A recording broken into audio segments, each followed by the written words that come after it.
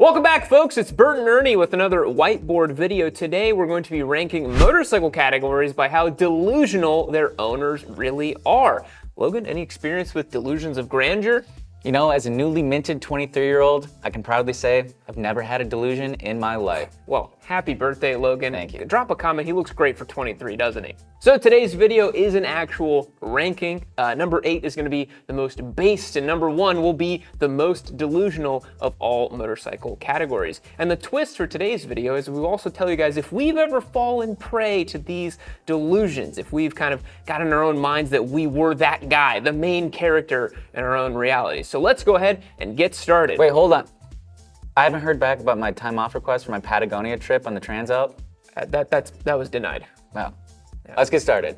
Coming in at number 5 today, the category that I think most people in the Yamidu audience are familiar with, and it's gonna be right in the middle of the road for how delusional they really are, and that is naked bikes. So naked bikes, Logan, as many people know, no fairings, upright handlebars, torquey engines, fun to ride, make a lot of sense for road duty, and I think that's why they become so popular. The Parallel Twin is really killing it, but where does the delusion come in on these? You know, that's the thing. Sure, they're great bikes for the road, but a lot of naked bike guys get it in their head. They think they're some sort of cast member in John Wick 3. We all know that sort of tunnel scene fighting with katanas on the FC09, I think. Someone correct me if that, I think it's an FC09. Yeah, 2014 was that movie came out, right? I think Something so. like that. So, naked bikes, they kind of fall in this like you think of yourself as this like cyberpunk dystopia. They take a lot of DSLR photos, late night. Like, I think a lot of these guys fall prey to like the Instagram edit mentality of like, I gotta make it look good and all this, you know? Yeah, and in their defense, Yamaha really kind of jump-started this whole idea with the dark Completely. side of Japan branding and everything. It's very easy for where someone could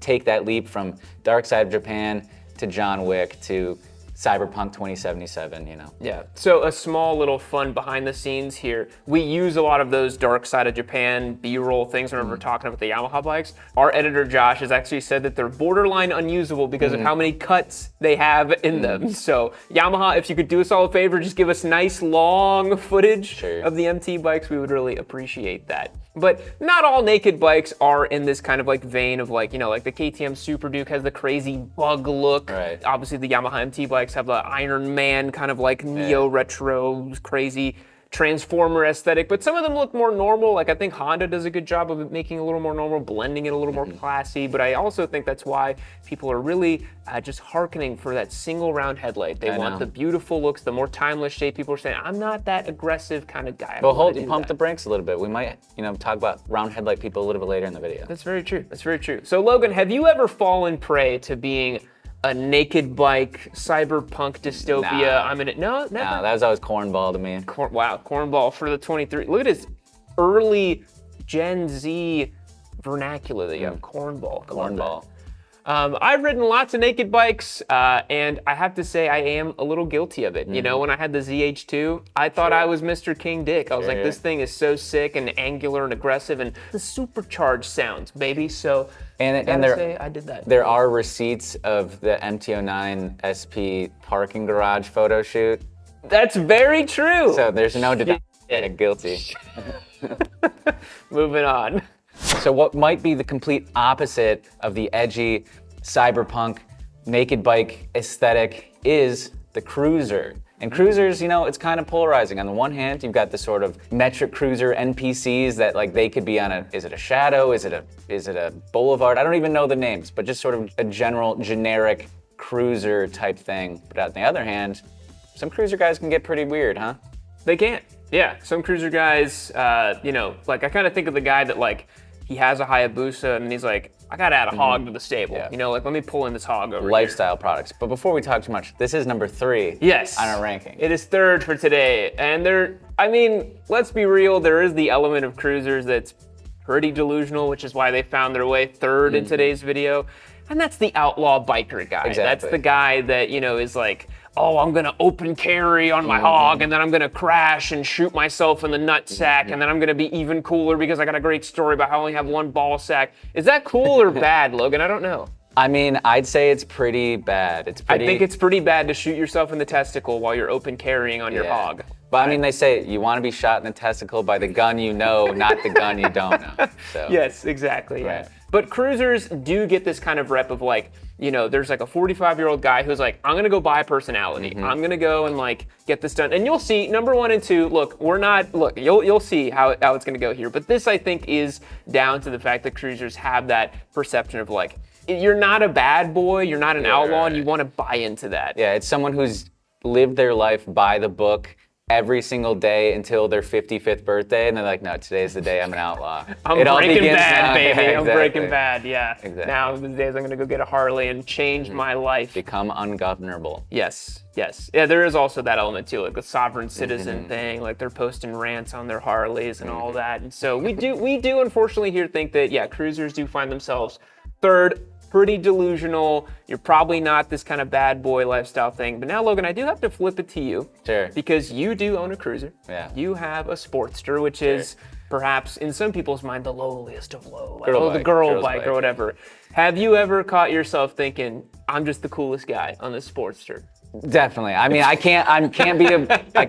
I'm not absolved of guilt in this regard. Do I think I'm an outlaw, a 1%er, like wearing a vest? I've never worn a vest in my life, I don't think. I mean, in general, let alone a biker vest. Not for holidays, not an elf vest, no vests at all. No vests. No. Yeah. But there are definitely times where it's like, you feel pretty cool. It sounds cool, and you're just like, I do feel more ungovernable than normal on the Sportster. To pull the receipts, you did tell me one time that you went around the block to go get some gas, no helmet, tats out, Tats out, dude. tats out and, loving life. So we do have to give you the check for the guilty right there. I mean, I have a wedding photo on my Sportster, so sounds pretty cornball to me, Logan. No, just kidding. It was intentionally ironic. But yeah, so you do look cool. Yeah, I gotta give it to you. Guilty meter off the charts, though. I'll admit. So for me, in the cruiser lifestyle, it's kind of like you in sport bikes. I'm just not really that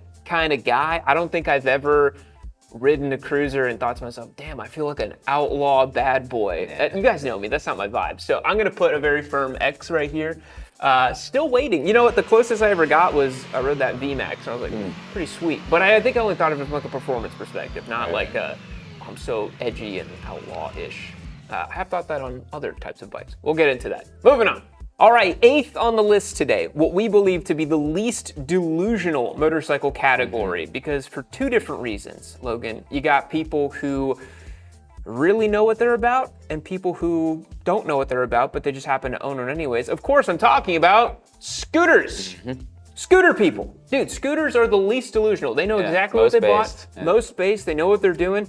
Every fast guy that I know and respect likes scooters as well too. And I think if you don't like scooters, I don't know if I trust your opinion. Yeah. What do you think? Yeah, scooter, if you can have fun, let your hair down, have a great time on a scooter, you are post-ego death. Or you haven't developed an ego yet. Like, again, you could be 18 or even 16 in some states. You just get a driver's license, you can get a scooter, and you probably feel like the world is your oyster. And then you get a little bit older and you start looking at clout stuff on Instagram, and then you think you're too cool for a scooter. Yeah. But on either side of that, scooters are sick.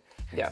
I've had a good time on a scooter. We had that Vespa here in the shop. That was a ton of fun. I think it was cool. It was very cool. Yeah, it's cool, it's pretty. But that's where I think the one downside can come is sometimes, like, scooter people, you got the crusty Honda Ruckus DUI kind of fella, that technically is a scooter bro. And then the other side of the coin is the elegant gentleman on a Vespa on the Italian countryside, right? And I think we all aspire to be that elegant man on the Vespa. And I'd say that's just quick pro tip from me to you. Chicks dig Vespas. If you want to pick up some chicks, Vespa, dog, cooking, these are free life tips for you. Disregard cruisers, naked bikes, those will not get you girls. Vespa, baguette, dog in a basket. Dog in a basket. Dog in a basket, I bet you somebody does that in Austin here in Zilker. Oh, they probably just go around fishing, Yeah, 100%. I've seen guys do that with their dogs. It's honestly kind of sad. But anyways, regardless. Logan, have you ever fallen prey to delusions on a scooter? They're not even that delusional, huh? But I've come very close to purchasing scooters. Me too. I'm not going to dox myself, but there's a cool local independent scooter shop in Austin. By where I live, and I've perused their offerings because they list them on the website. They got some really mint older ones, been refabbed. So if it's something to be guilty of, yes, but I'm not doing the gallivanting. I just want a scooter and ride around. Logan says guilty as charged. I also love that Austin is the kind of city where like you say independent scooter shop and there's so many I know, I that can't you're like, dox me. you can't dox yourself. There's not like there's just one here in Austin. I will agree as well. I've also fallen prey to the scooter delusions that I really wanted one. That Vespa really did things to me. My wife almost convinced me to get one. She's like, it's so cute, you should get one. And I was like, I got the Grom. What do I need a scooter for? But if the Grom dies, then you guys forgot I had a Grom, didn't you? I still got it. I still got it. Still there. Still got it. So coming in at the top of the castle on Delusion, we have none other than sport bikes. No. I feel honored to be able to crown this as the most delusional rider group because, as many of you might know, I'm not much of a sport bike guy myself, so I can proudly stick it at the top. Sport bike guys, this one was pretty easy for us to come to this conclusion. The most delusional category. And I say this as a sport bike guy myself. I love them. I ride them on track. They're my preferred category of motorcycle, but I have to call a spade a spade. Most of the guys who buy these have, in general, no business owning them. 6 months of riding experience on a Ninja 400, go get a loaner, an S1000 RR, AGV piece to helmet, you're out there on Instagram collecting and aura farming. And it's like you have no business riding that motorcycle. And I'm not trying to gatekeep, I'm trying to keep you guys safe because that really, we discovered, was the downside to this, right? Yeah, completely. It's kind of like the delusion leads to really poor choices that affect everybody. Right. Yeah, it's like how harmful is the delusion? Yeah. And yeah, with sport bikes, there's obviously the consequences are great, not just for potential harm or danger to yourself or others, but also it's not great for like longevity for riding because you get kind of sick of it. You're like, it's uncomfortable, it's hot, the insurance is crazy. Like, doesn't foster a holistic relationship with motorcycling over a long period of time. Yeah, and I definitely think that, guys who have a little experience and then ride these, it's like they almost enter like a different universe when they're on them, And I know you know what I'm talking about, right? Like you're a young guy, you get on a high-powered sport bike. It's like you just feel like you have the hand of God next to you and you're like, I can do whatever I want. I'm so fast and you're cutting up traffic. And the reason that I say all that is because, Logan, I'm guilty as charged. I have done that. I have lived that. Not to a crazy extent, I will say. I've managed to keep things in spec. But absolutely, I've ridden super high-powered sport bikes and wanted to just go full pin. I've literally owned a turbo boost and an H2. I'm like full degen. I mean, I would have done that even without a YouTube channel, but I did it. Well, there you go. That's saying something. Yeah. I am not guilty of that. Oh, I think wow. it's cornball. Despite the way I look, I'm a relatively risk-averse person. I like erring on the side of caution. I love that. You're like, I look so cool and badass, but actually I'm a low-key guy. Exactly, pretty much. And so I'm too risk-averse for that. I keep it below triple digits nearly 99.9% of the time when I ride. Yeah. Sportster can't really go faster than that. No. And the Transalp doesn't really like it either. You got to really try to go above 100 on the Transalp. Front tire's gonna start wobbling, doing weird. I don't think I've ever. I've got the Touareg to like 128 on at Coda. Oh yeah, right. But I don't think I've ever done it on public roads. But yeah, we feel that sport bike guys are the most delusional. I also think this too because I have a lot of experience with these guys showing up on track.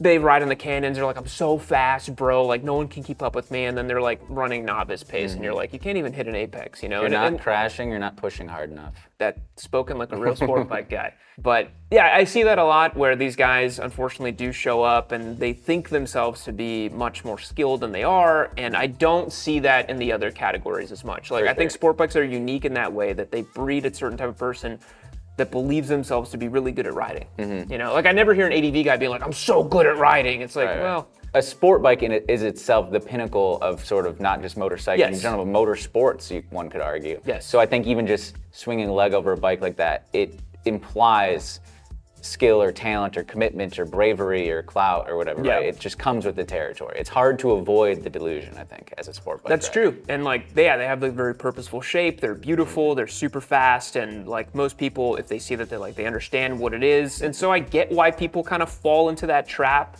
But yeah. You have to commit to the bit. Got to commit to the bit. Yeah. But I have to say, there's two sides of this coin. People say like, oh, social media kind of ruined sport bikes and people got all crazy. It's been happening a long time. I was gonna say, people have been squids with sport bikes since before they could post about it on Instagram. This is not like a new phenomenon. All that's happened is you are more exposed to it now because you see it on your phone. People have been doing dumb shit sport bikes for decades. This is not new behavior. All right, it's my favorite part of any giveaway that we do here on Yami Noob. It's when I tell you who won our most recent bike. Jay in Oklahoma took home the Moto Guzzi V7 Sport we recently wrapped up. Here he is enjoying life, looking wonderful with his Italian machine. But fear not, there is another Italian machine up for grabs on yaminoob.co. Click the link down below, become a member today, and get your best chance to win this bike. We've done over 70 giveaway motorcycles. Why not make yourself the next winner? Click that link below, support the show. Now let's get back to it. Next up is a category, Logan, that I think is, well, near and dear to both our hearts. I think this was one if we have the Venn diagram of bikes we like, right here in the middle is this category. Yeah, for sure. It is the modern classics. And for today's video, we're putting it at number 4, just below the podium places. So talk us through this. What's like the benefits of a modern classic? Well, modern classic, they're really easy to live with. Typically low risk, low stress, like it's something you can cruise on. But they're not as cruisery as a cruiser. Still have some sporting chops. They look cool. They're timelessly styled, right? And what we've talked about a lot pretty much since the Guzzi was in the shop is like, in an automotive world, the modern classic is like exclusive to motorcycling, right? As opposed to a 6-figure like resto mod project car or whatever. The fact that you can buy something with old world mechanics, you know, down to the engine components, down to the shape, whatever. Sure, they have to meet, you know, emission standards and things, but I think that's really cool. That authenticity lends itself to a special feeling you can't really get anywhere else. Yeah, like you think about the fact that you can get a brand new like air-cooled V-twin, you know, like when was the last time you could buy an air-cooled car? Right. I don't know, maybe a Porsche product from like the early 90s, maybe, I don't know, like it's been a long time. So that's really special about them. But this is where the delusion kind of comes in, is why we put them further up is these guys are unfortunately the coffee shop, scarf wearing, like I'm like the main character. Like I think perhaps both you and I fall into this a little bit as like, you know, kind of cool guy urbanite with tattoos. And I think you more than me, right? Because like you have more tattoos than I do, and you are more of that like I'm gonna like stick it to the man and you know, that sort of thing. Yeah, but you can definitely, and we do have to check ourselves, right? That's just like everyone's an idiot but me. You know what I mean? And being like that's like the modern classic guy can kind of fall into that, you know, the sort of proto-hipster listens to Animal Collective, you know, reads Infinite Jest, like, I'm thinking on different scientific and political levels you don't even understand, you know what I mean? Like, and it's, somewhat entry level. And that's sometimes what I see is a guy who buys like a newer Triumph and he's like, oh, motorcycling's about the romanticism and all that. I'm like, you have a brand new bike, like, of course you talk to me if you own like a vintage piece of shit that never runs, like that's real romance, right? But have you ever been guilty of this? I mean, considering I was saying all the awesome things about this category before we started kind of criticizing how it can go off the rails, I think I guilty metered myself on accident. I probably align more with that cringe delusion more than the cruiser one. You know? So I think definitely good. I consider the Sportster more of a modern classic than a full-blown cruiser. You know? Yeah, I do too. I mean, the way it's set up and everything. I think for me as well, I'm like, I wouldn't say aging out of sport bikes. I'm still very much like, I love speed and I love those things, but the longer that goes on, the more I kind of get drawn to this category. And it's, you know, it's why my new bike, which whenever it comes back from the shop, I will show you guys my new Ducati Monster. It kind of is this kind of modern classic thing. And I'm starting to hear myself say things and I'm like, oh my God, like, do you hear this guy? You know, so I gotta give myself a check mark there too, because I'm like, oh, it's so charming. Oh, it's, you know, no ABS and cable throttle. And it's like, oh my God, give it a break, you know, give it a break. So guilty as charged. Moving on. So the sport touring category is a type of motorcycle I think many riders will end up gravitating to. You might be 22, 23 like myself and think, nah, that's lame, I'll never end up there. But there's a lot of reasons people end up on these bikes similar to naked bikes. They're fun, but usable, more comfortable. And if you know you're an older person, guy or gal, short on time, want a bike you can ride once a week, maybe twice a week for maybe 3-4 hours at a time. So that being said, pretty sweet. But where do we place it, Logan? Oh yeah, number 6. Pretty low on our ranking, not all too delusional. Yes, but I think some of the delusion that can come into sports touring are the guys that are like, oh, this is like, I got all the performance that I could need. This is just as fast, they say just as fast as any naked bike or sport bike. And I'm like, let's pump the brakes a little bit. It's, you know, 50 to 60 pounds heavier than those bikes. They're typically detuned, and you probably feel like they are because you got good torque, but let's be real, like, you know, a proper naked bike or sport bike is going to absolutely obliterate a sport touring bike. But a lot of these people, you know, I feel like when I see someone who owns like a Ninja 1000 SX or something, I think to myself, that's a guy who really has probably been riding for a long time. Yeah, for sure. You know, it's someone who really knows about motorcycling, knows what they want. And I've been saying, you know, the ADV category has been blowing up the past like 10 years. But really, most people just need a sport touring bike. And that's why I think that they're not that delusional, because they're like, I know what I'm about, I know what I want, probably got a great deal on this bike, you know?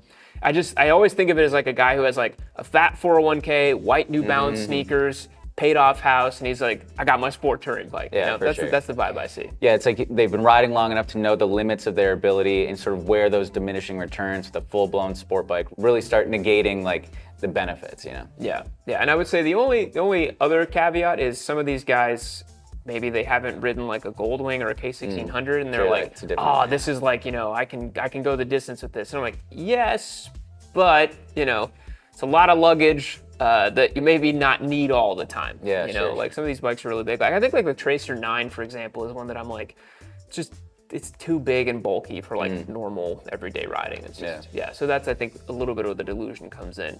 And I have to say, I don't have too much experience with this category. I've ridden quite a few of them, but I've never like owned one for a giveaway or done anything with them. So I have to say, I don't think I'm guilty of these delusions. I've never really thought that way about them. Yeah. No, me either. I mean, I always kind of forget that they exist. Yeah. And I think the guys who ride them want to keep it that way. Yeah, for sure. You know, yeah, they're like fly under the radar. Yeah, keep those marketplace prices down. Totally. Ninja 1000, like $5,500 All day. Crazy. Yeah. Moving on. All right, Logan, we saved one of them, I would say best for last, and mostly because BMW guys have just been so irate at us lately, and I don't want to make it too bad. So ADV, the ADV bike, is our second most delusional for today, and it was close between them and sport bikes. So what makes an ADV guy so delusional in your opinion? It's the idea of like they're gonna be either they're gonna be the Chris Birch doing the crazy off-road stuff, or they're gonna be the Ewan McGregor going around the world 7 times. When it's like you don't need that, right? You could be better served with either a naked bike or a modern classic, something for around town stuff, or a sport touring bike 99% of the time. Let me ask you something. If you've bought an adventure bike and you thought to yourself, like Logan said, I'm going to be Chris Birch and I'm going to go pull tars, I'm going to do wheelies over boulders, or I'm going to go around the world like Ewan McGregor, what is the hole in your heart? What's missing? Right? Really sit with that question. Because you may not need a $30,000 ADV bike. You may just need like a couple $100 and a couple therapy sessions to get this all sorted out. And then you don't even need the bike. You know, what if you could feel the feeling of adventure right now? What if that was in your heart right now? And you don't need to go get this bike, right? So yeah, I completely agree. Like, this is probably the one category that sells a dream the most. Like the marketing materials are almost like nauseating sometimes, like go the distance. And it's like mountaintops and you know, whatever. And I'm like, most of these guys are actually just riding these around on road and in the cities. And weirdly enough, they're pretty damn good at that. You own an ADV bike, I own an ADV bike, and what we do with them is just, you know, right. I mean, we saw the other day, we left over here, I popped a couple wheelies, jumped it, like, they're fun for that, you know? Yeah, for sure. An ADV bike of the right size and the right cost is sort of a nearly perfect utilitarian machine. Super versatile, robust, you know, churn miles, low maintenance. And if you're in a city with speed bumps or potholes, you'll be better served with something with longer travel suspension than a naked bike a lot of the time. Yeah, it is such a revelation when you've been riding like naked bikes or sport bikes, and then you get on an ADV bike and you see a speed bump and you just go, right. And you're like, that's it? Like, I could have hit that shit at 90, you know, it wouldn't even matter. And that was when I started really wanting an ADV bike. I'm like, oh, there's like a secret like hooligan element to these, for sure. You know? So, Logan, you own a Honda Transalp. I own an Aprilia Touareg. We were both ADV owners, middleweights. You did the more intelligent thing and bought a Japanese one. I bought a dumb Italian one. So, have you ever fallen prey to these adventure delusions? I mean, not necessarily. I'm not going to say 100% no. I'm not thinking crazy stuff. I'm not crossing any borders. You know, I'm not getting travel visas. I'm not going to have a follow van. Have I thought about any sort of fantasy I've had with an ADV bike is within the realm of reality. A camping trip with a friend or whatever, like. No, you told me that you were watching, 6 hours of Itchy Boots, and you were going to start Logan's Scratchy Head vlogs. Remember? No, we I mean, talked about that. And that's back to the Briskaverse thing, which is like getting held up by like guys that just like, we need money. And I'm like, I don't want that. Yeah, imagine you're like in Uganda and you're like, I found myself in a bit of a pickle. Right. You're like, I could have just, ridden around the States and had a good time. I think that's where I fall with it too, where like, when I got my Touareg, I was like, dude, I can take this thing on a long distance. But I've already done like a US-Mexico trip on the desert sled, and I was like, that was cool, kind of sketchy, don't want to do that again, really. And I'm like, I could just go for a nice ride and come back, or like take this thing out to Colorado or something. That's like the extent of my dreams with the Touareg. So I would say like, I'm kind of delusional with my ADV, because I do just use it for 99% on road. Right. And that is like the most like ADV guy thing to do. Right. And I did buy like a really fancy Arai that looks all cool to match it. So, all right, fine. I'm guilty. I'm guilty of this. Do you have a Whittle Wadder? A little Emperor overlanding with it. Yeah. Got my setup. Yeah, they are kind of like the motorcycle world's version of the guys with like the mall crawlers and all that. So you'll say you kind of. I'd say a kind of, sure. Either just for owning one for the wrong purpose, or the sort of, maybe I am delusional. Maybe I'm deluded. That whole thing about saying how it's the perfect tool for like the life I live is the delusion. Yeah, maybe that's it. Jeez, wow. Yeah. We're all in a turtle's dream right now. So this last category, we struggled to determine, was it going to beat out scooters as the least delusional, most based category in all of motorcycling? And it ended up in the 7th place instead, and that is dual sports. Dual sports, baby. Similar to sport touring, one of those categories that, like, if you're a hardcore rider, you know about them. Most people could not care less about them. Right. And we were talking about the guy who owns, like, a DR650, a DR200, or, XR150. Like, the Japanese air-cooled dual sport guy who's like, if it ain't broke, don't fix it. I ain't never gonna buy. I bought this back in 1982, and I ain't never gonna buy another one. That kind of guy. Yeah, definitely knows what he's about. I don't think he's any delusion. But there's a twist to this. It's the KTM guy. Yeah, the Husqvarna dual sport guy. The like neurotic, like everything's got to be about weight, and I'm so much more hardcore than you. And then like they got the guy in Europe. He's like, in my country, this is road. This is not off road. And so those guys, I think, get a little delusional. Sure. But what do you think? Yeah, I mean the KTM sort of Euro dual sport thing. It's like, one, if you can do all that stuff, why are you doing it on a dual sport, right? If you're doing the crazy hard enduro, there's like a better tool for that, an actual like enduro bike. And it's like, they're always obsessed about specs. There's like that the supermoto people are all the same way. They're both KTM people, but they're as delusional and hard to understand. But they don't have chill energy. Like no, it's not chill at all. It's really like you'll post something that has nothing to do with like the KTM Supermoto or dual sport, and they find a way to like rope it up into like the comments. And you're like, dude, nobody's even talking about that. Yeah, it's like, just go back to whatever dirt bike channel you're on, leave us alone over here. It's like just way too neurotic. Yeah, so that bumped up the dual sports away from scooters. Yeah. But this is the part where I have to admit that I'm actually a little guilty of this. You had that Husky. I had a Husqvarna FE501 that I like barely made videos about on this channel. I think there's like one or two like unlisted videes on like secret videos on Yaminim about it. And I was kind of an elitist douchebag about it. I was like, this thing's so light, because I upgraded from my WR250. Right. I was like, this thing's so much better. Like this blah blah blah, so good. And I was doing stuff that you could do on like a TW200. Yeah, like I was not talented enough to do the crazy stuff with it, Right. And I definitely fell for like the market. I was like, this bike's so capable. And I'm like, it is capable, and it is easy to ride, but I'm just like a normal guy. I don't need like a competition European machine. You're not doing like trials. Yeah, no. So yeah, for me, I unfortunately have to admit that I've definitely been a little, delusional about this. You don't have much experience with dual sports, right? No. So, yeah. No guilt. No guilt. Unguilty. Wow. Yeah, you go to confess to the Catholic. Whatever. It's like, no, I'm good. Yeah. No guilt. All good over here. So boys, those are our rankings for the most delusional motorcycle types. We put a lot of thought and effort into this one. Sport bike guys, sorry to say it, probably the most delusional, followed by a very close second place, ADV guys. Got the cruiser guys with the open carry shooting their balls off, and then scooter people all the way down here, just kind of like, based. What's the problem, based guys? in flip-flops. Based flip-flops, just like cup holder, big chillin', going to the beach. Don't you want to be like that? Remember, if you're looking to get an ADV bike, just search deep in your heart. Think deep. What's wrong? What are you running from? What are you running from, right? You just want dad to tell you that he loved you? You're not gonna find that in Patagonia. You're not gonna find it in Patagonia. You take your same self everywhere you go. Oh, That's your EME wisdom for today. We'll catch you guys in the next one. See you later.